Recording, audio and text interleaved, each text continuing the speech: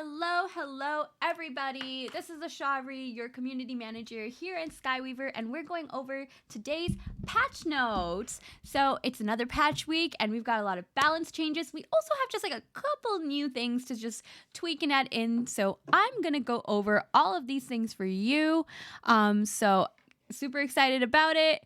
They're just some small changes, so no worries about not to fear. It's nothing super major. But first and foremost, I would like to go over one really major update that we recently released before we get into the fun stuff.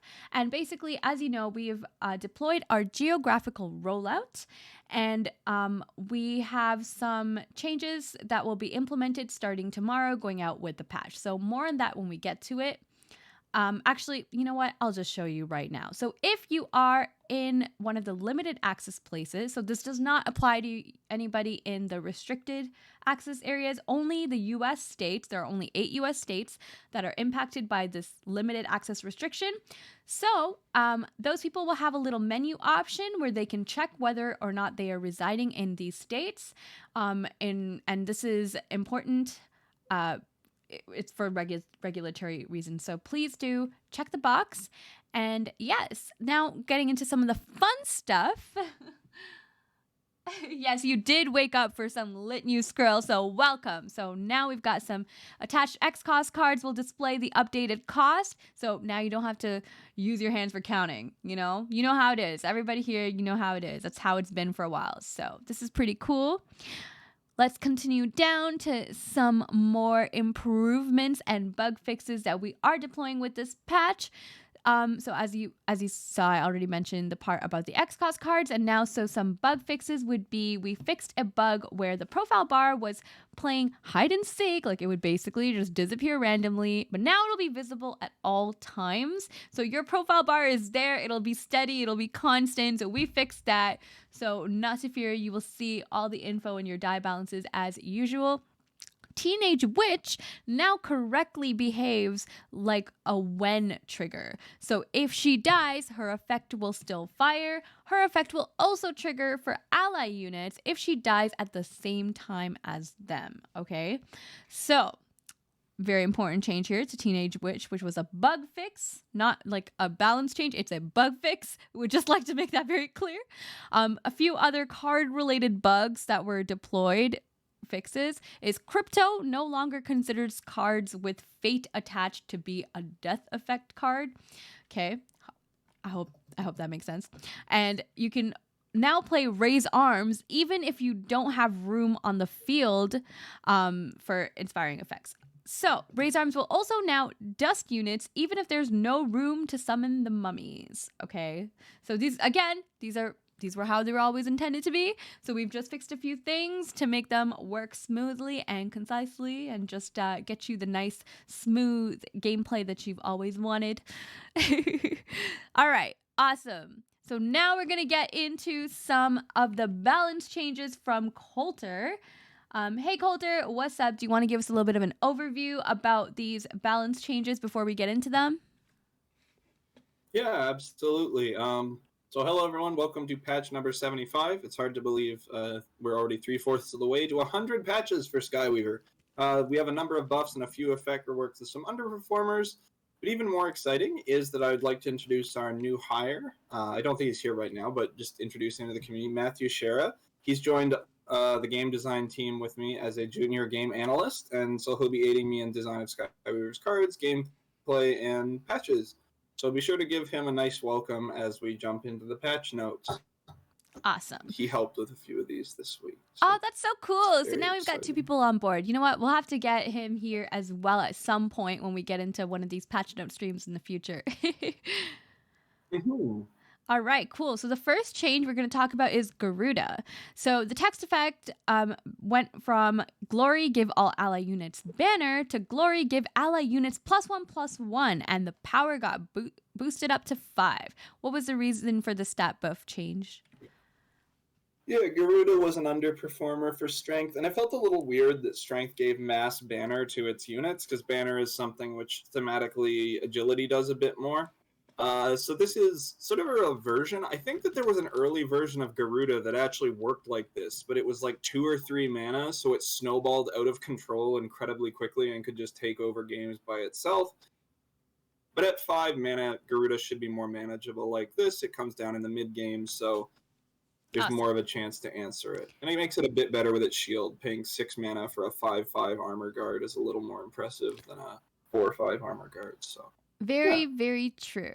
Alrighty then, let's go to the next one. So we've got a change here on Chomp. So Chomp basically went from do 5 damage to target unit if lethal, dust it and do excess damage to the enemy hero, to do 6 damage to target unit if lethal, dust it and do excess damage to the enemy hero. So any particular reason you wanted to say for the small change from 5 to 6 on Chomp? Yeah, Chomp feels like, honestly, a pretty iconic, interesting strength spell. It kind of embodies the idea of using raw strength to obliterate something rather than using some funky, weird, special, like, dusting effect, like Encapsulate. You just, like, eat the enemy. But it wasn't really performing that well, likely because it just wasn't a high enough damage threshold for 5 mana, even with its positive qualities. So we've upped the damage threshold a bit more to make it a little more impactful.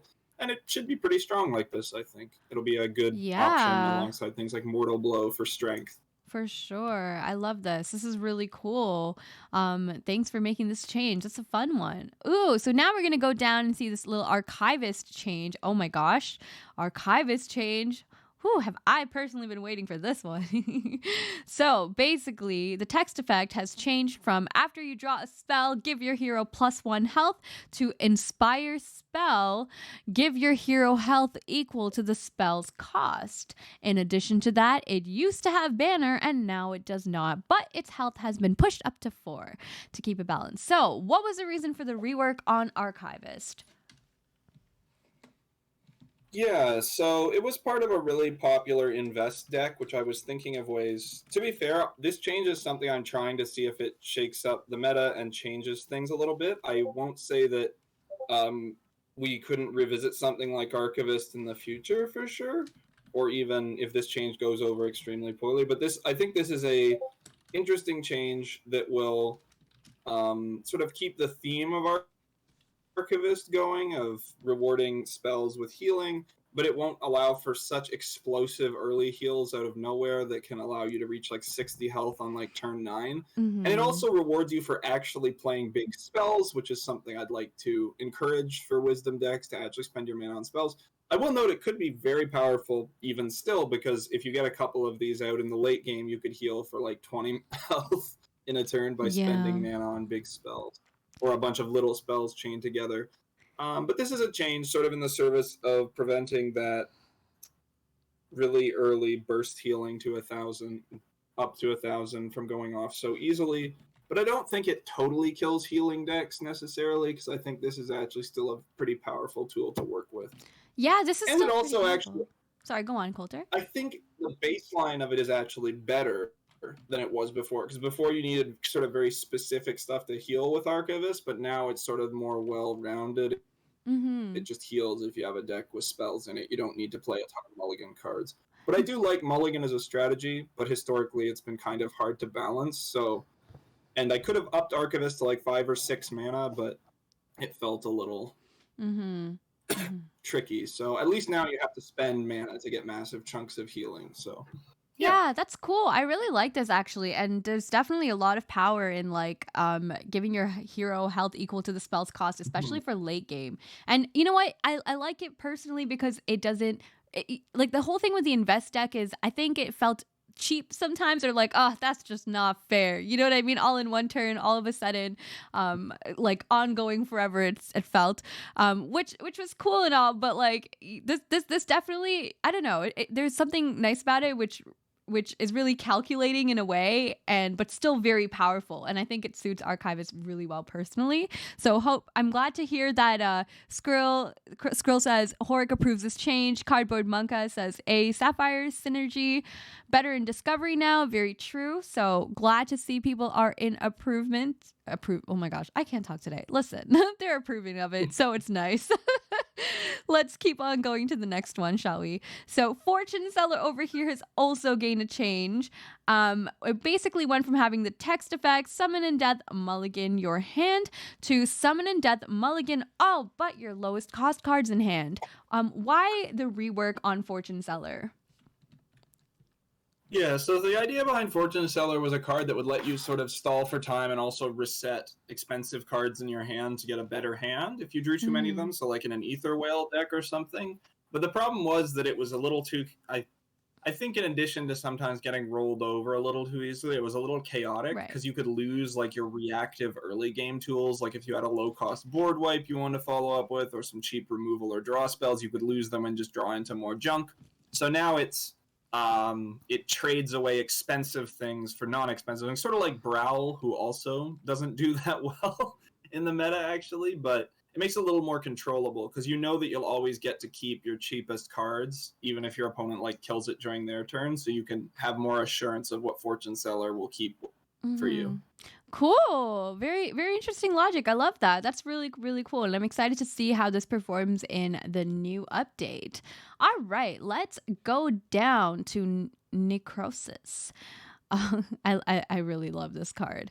Okay, so the changes that we have here is this. It went from having Sunset, dust your top dead non-dark unit to summon Zomboid with stealth, to now being Sunset, dust your top dead non-dark unit to summon Zomboid with guard. And now instead of having guard and wither, it now has stealth and wither. Ooh, this is a really interesting polarity shift, Coulter. What was your reasoning behind this one? Thematically, having Necrosis summon corpses to defend himself feels better. It feels more thematic. Why would a Necromancer throw itself in front of its zombies to save their lives when they're already dead? So yeah, it makes more sense. In fact, this was the original idea I had for a rework of Necrosis, but I thought it was too good. But Necrosis has been languishing at the bottom of the charts for like 120 days or something. I kept going back, and he was consistently bottom 5.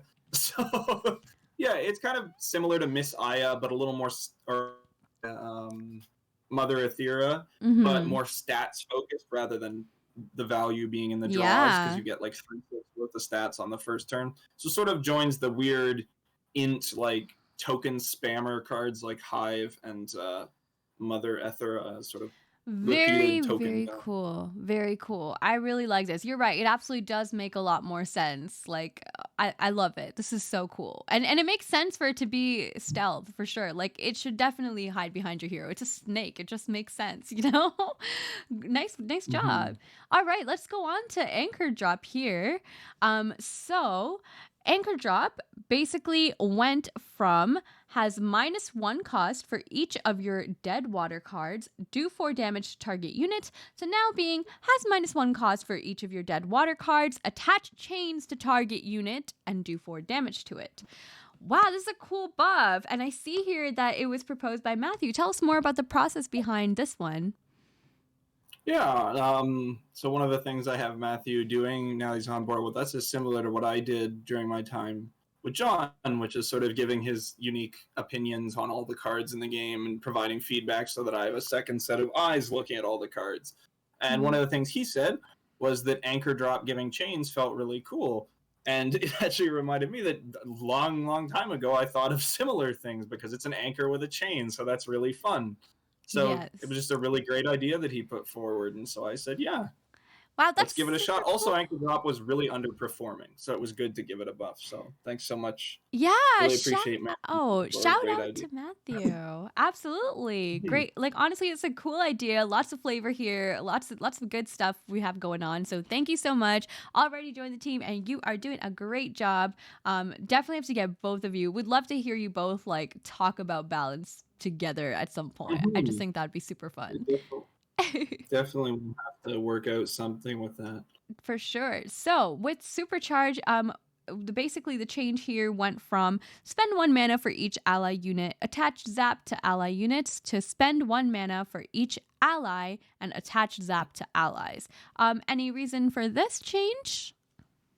Yeah, so Supercharged was really one of the felt like one of the most directionless sort of bottom tier agility cards, or one of the most directionless cards in the whole game, really. Mm-hmm. Just because it was very hard to utilize early game and very clunky to put in your deck. It does nothing if you're behind, etc. Mm-hmm. But now it scales aggressively. It scales a bit better with your board. So with Shock Paw, you can play her for 3 mana to get 2 zaps immediately, or with base Supercharge, you can play it for 1 mana to get 1 zap on your hero to ping something off early. So Mm-hmm. honestly, it makes it a pretty compelling card.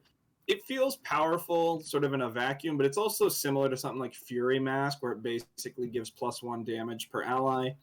Mm-hmm. So I think it'll be okay like this. Again, the general power level of cards has gone up a bit to the point where something like Supercharge won't be as powerful as it might have been. It Mm-hmm. scales pretty linear.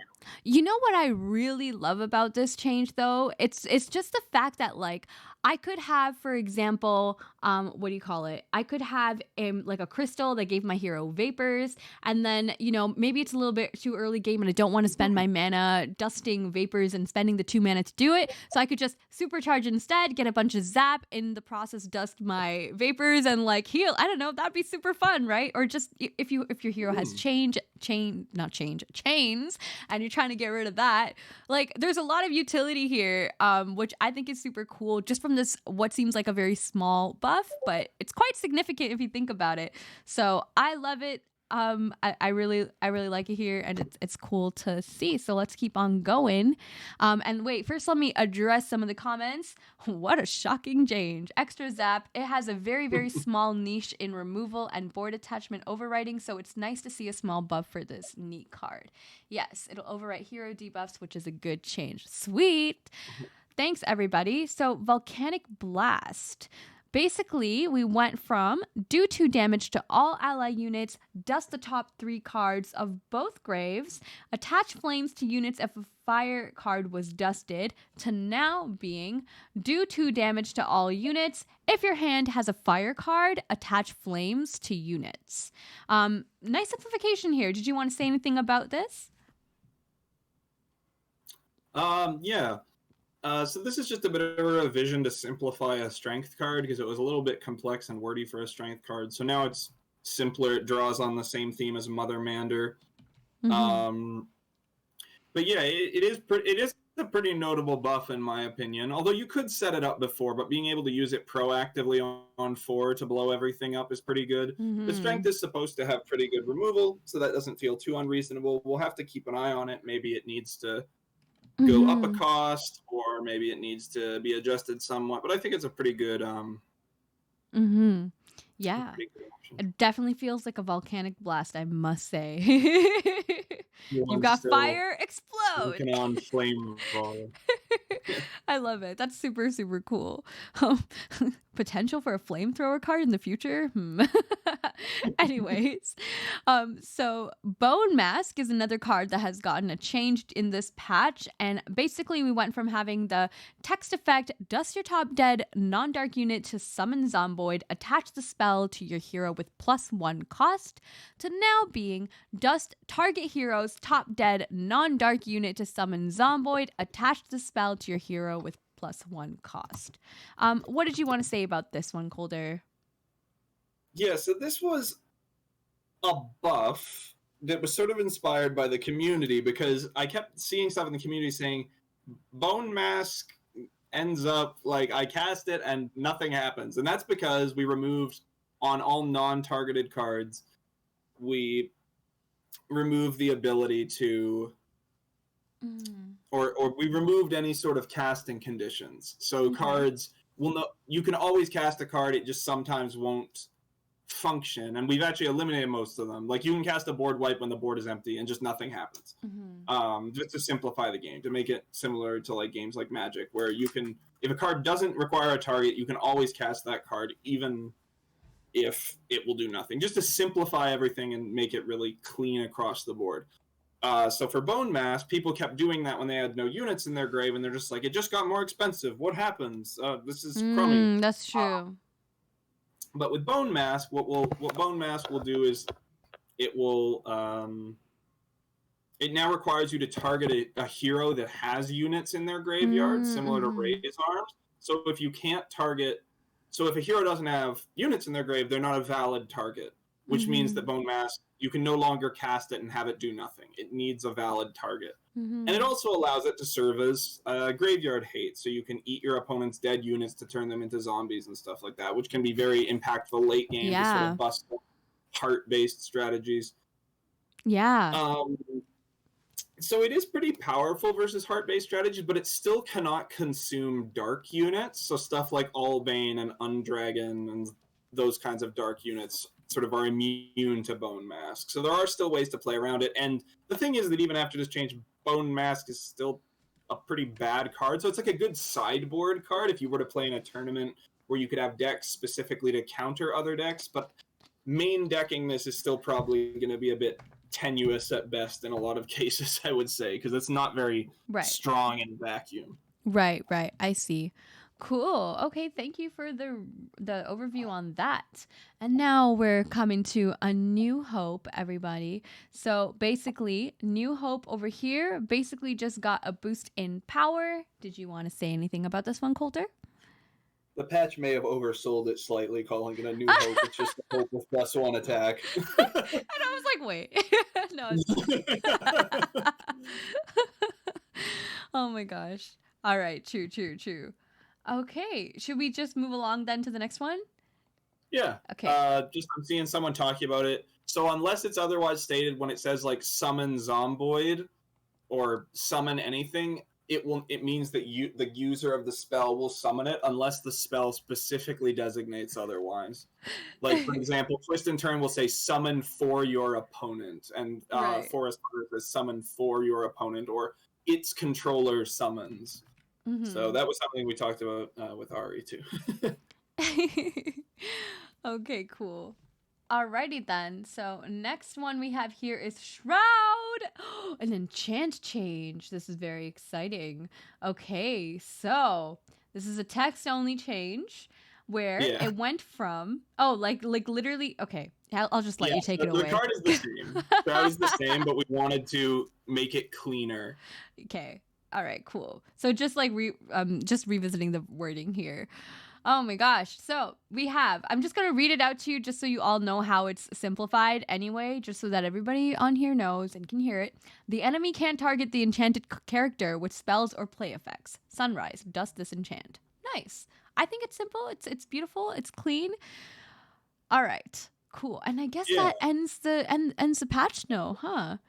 That's all we have for today with all the balance changes. Wow, yeah, like the New Hope title. It was so funny. We got to the end, I'm like, aha! And I'm like, wait, I maybe oversold that as well. Yes. All right, cool. Thank you so much, Coulter. It's always great to hear your reasoning behind all of the different decisions made. There's some really cool changes in this patch that I'm personally super excited for. So stay tuned for exciting streams on Tuesdays, on Wednesdays, and on Fridays with Marcelo. There's one coming up soon this Friday. So thank you, everybody. Have a great rest of your day and a good night. We will see you all in Sky. Take care. Bye.